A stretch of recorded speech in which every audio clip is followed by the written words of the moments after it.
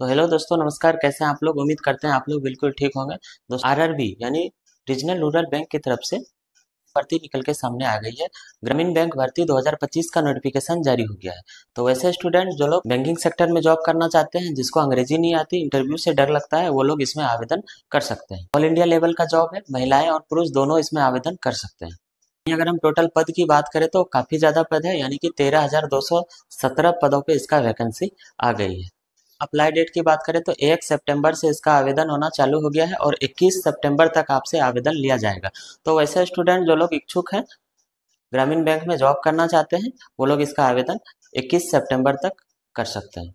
Selection process की बात करें तो एग्जाम पैटर्न की बात करें, सैलरी आपका क्या होने वाला है, कौन कौन से एज वर्ग के लोग इसमें आवेदन कर सकते हैं, इन सब विषयों पर हम चर्चा करने वाले हैं इस वीडियो में।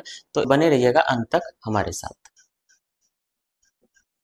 तो आरआरबी ग्रामीण बैंक भर्ती 2025, ठीक, office assistant recruitment 2025 all India level का जॉब है। ऑल इंडिया लेवल पे महिलाएं और पुरुष दोनों इसका आवेदन कर सकते हैं। वही अगर हम टोटल पद की हम बात करें तो 13,217 पद है, जो कि अब तक का सबसे अधिक है। 13,217 पद काफी ज्यादा पद है। वही अगर हम सैलरी की बात करें तो 42,400 से आपका स्टार्टिंग सैलरी होने वाला है। वही सरकार की तरफ से डीए वगैरह भत्ता मिला के आपका सैलरी और भी ज्यादा हो सकता है। तो अब हम देख लेते हैं कि कौन कौन से पदों पर कितना पद खाली है और कितने पदों पर आपका वैकेंसी है। तो फिर पहले अगर हम बात करें तो ऑफिस असिस्टेंट की अगर हम बात करें तो 7,972 पद इसके लिए खाली है।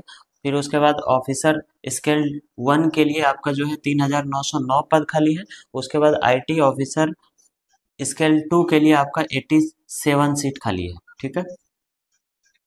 उसके बाद फिर आ जाता है आपका चार्टर्ड अकाउंटेंट 2 के लिए आपका 69 पद खाली है। जनरल बैंकिंग ऑफिसर स्केल 2 के लिए आपका 854 यानी कि 854। ऑफिसर स्केल 2 लॉ के लिए आपका जो है 48। ऑफिसर 2 के लिए आपका 16, मात्र 16 पद इसके लिए है। फिर मार्केटिंग ऑफिसर स्केल 2 के लिए आपका 15 यानी 15। फिर आपका आ जाता है एग्रीकल्चर ऑफिसर स्केल 2 के लिए 50 सीट, 50 पद इसके लिए भी खाली है। ऑफिसर स्केल 3 के लिए आपका 199 यानी कि 200 पद इसके लिए भी है।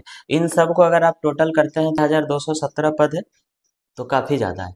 वही अगर हम अप्लाई डेट की अगर हम बात करें तो 1 सितंबर से इसका आवेदन होना चालू हो गया है और 21 सितंबर 2025 तक इसका आवेदन का प्रक्रिया चालू रहेगा। तो वैसे स्टूडेंट जो लोग बैंकिंग सेक्टर में जॉब करना चाहते हैं, वो लोग इसका आवेदन कर सकते हैं। वहीं अगर हम एज की हम बात करें तो जनरल वालों के लिए 18 से 28 वर्ष एज रखा गया है।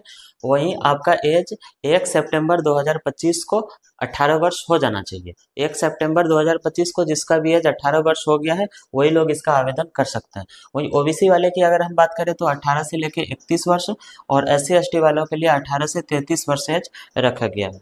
तो अगर हम एजुकेशन क्वालिफिकेशन की बात करें तो आपका मिनिमम आपका ग्रेजुएशन आपका होना जरूरी है, चाहे वो आप किसी भी सब्जेक्ट से हो। अगर आप बीए हैं या फिर बीएससी है या फिर अगर आप बीकॉम है, तो भी आप इसका आवेदन कर सकते हैं। और साथ ही आपका एक कंप्यूटर डिग्री आपका होना जरूरी है।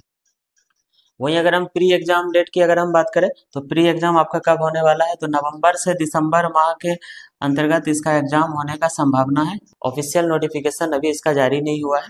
इस फॉर्म को भरने के बाद आपका किस हिसाब से आपका सिलेक्शन लिया जाएगा। अगर हम सिलेक्शन प्रोसेस की अगर हम बात करें तो सबसे पहले आपका जो है प्री एग्जाम होने वाला है। प्री एग्जाम में आपका 2 सब्जेक्ट हो जाएगा। सबसे पहले आपका हो जाएगा रीजनिंग से 40 क्वेश्चन, इसमें आपका 40 अंक का होगा। ठीक है। और समय आपका जो है वह 25 मिनट का समय आपको दिया जाएगा। दूसरा फिर आपका आ जाता है न्यूमेरिकल एबिलिटी, इससे भी आपका 40 क्वेश्चन आने वाला है और इसमें भी आपको 40 अंक दिया जाएगा। समय की अगर हम बात करें तो इसमें आपको 20 मिनट का समय दिया जाएगा। तो इन सब को अगर आप कैलकुलेट करते हैं तो टोटल आपसे 80 प्रश्न आपसे पूछा जाएगा और 80 मार्क्स भी आपको मिलेगा। टोटल अगर समय की बात करें तो आपका टोटल समय 45 मिनट होने वाला है। उसके बाद फिर आपसे मेंस लिया जाएगा। तो मेंस की अगर हम बात करें तो इसमें 5 सब्जेक्ट है। सबसे पहले आपका रीजनिंग से आपका 40 क्वेश्चन, 50 मार्क्स आपको मिलने वाला है और समय आपका 30 मिनट का रहने वाला है। ठीक है। उसके बाद दूसरा आपका आ जाता है कंप्यूटर से आपका 40 क्वेश्चन रहेगा, 20 अंक का रहने वाला है और 15 मिनट आपको समय दिया जाएगा। तीसरा आ जाता है आपका जनरल अवेयरनेस, जनरल अवेयरनेस से आपका जो है कि 40 अंक से आप 40 क्वेश्चन पूछा जाएगा और आपका 40 मार्क्स इसमें भी मिलने वाला है।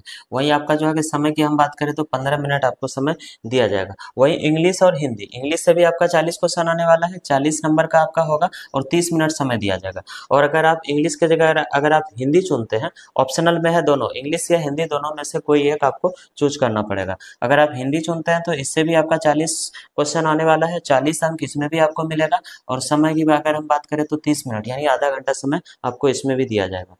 न्यूमेरिकल एबिलिटी के लिए से भी आपका जो है 40 क्वेश्चन पूछा जाएगा, 40 अंक टोटल आपको इसमें मिलने वाला है। समय की बात करें तो इसमें भी आपका 30 मिनट यानी आधा घंटा का समय मिलेगा। इन सब को अगर आप टोटल करते हैं तो टोटल आपका जो है 200 क्वेश्चन टोटल पूछा जाएगा, ठीक है।